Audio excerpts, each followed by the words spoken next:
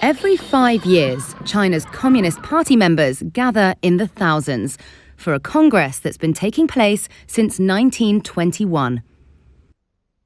To the untrained eye, it can seem dull or routine, a sea of officials in dark suits. However, it can say a lot about the party's plans for China.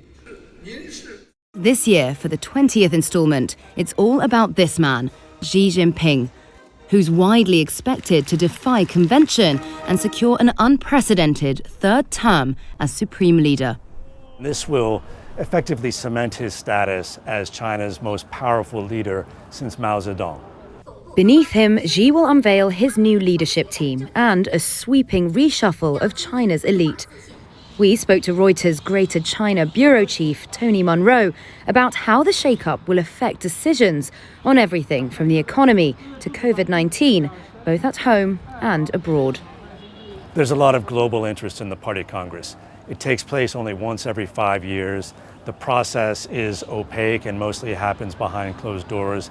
Specifically, these doors of the Great Hall of the People on Beijing's Tiananmen Square. It's a major political meeting. In mid-October, 2,300 party members from across the country will gather.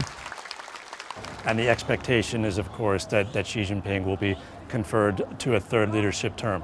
Having said that, we still don't know who will join him on the Politburo Standing Committee, and in particular, who will be tapped to replace the current premier, Li Keqiang.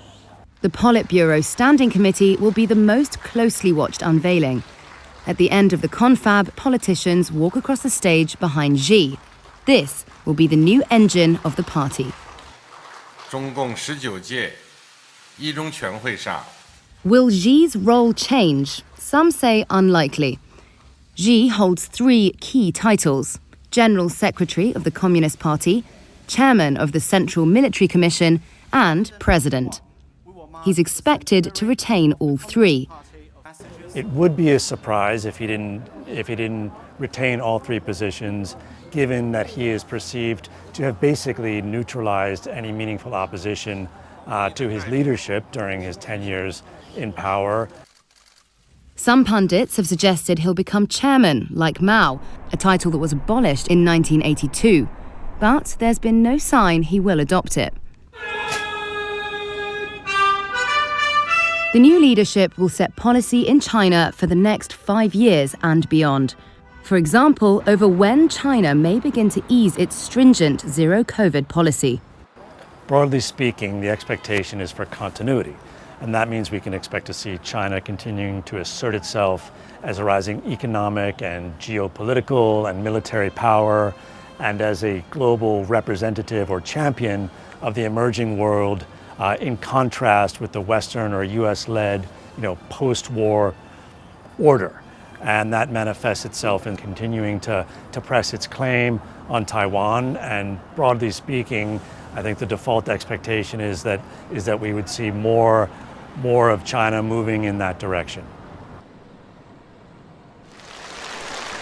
China has given very little indication as to how or when it may begin to exit from zero COVID. The challenge for China is that there is, broadly speaking, a lack of herd immunity. So opening the borders and letting COVID in, as it were, could have quite significant consequences for public health. And it is not clear whether China is ready to deal with that or how it plans to manage that. However, there is growing pressure economically for China to ease up or ease back on zero COVID, and it's a policy that increasingly critics say is just not sustainable for the long term.